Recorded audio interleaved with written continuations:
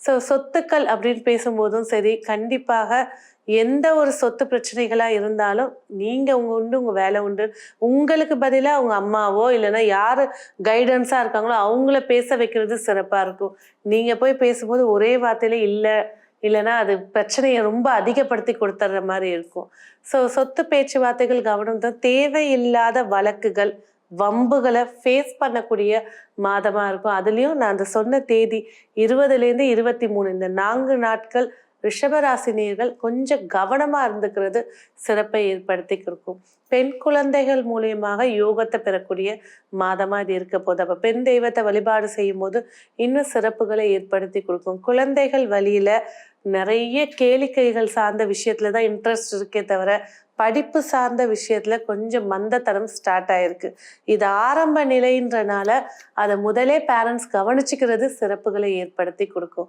ஒரு சில வீட்டுல பெண் குழந்தைகள் கொஞ்சம் பெரிய மனுஷி ஆவதுக்கான வாய்ப்புகளும் அதிகமா இருக்கு.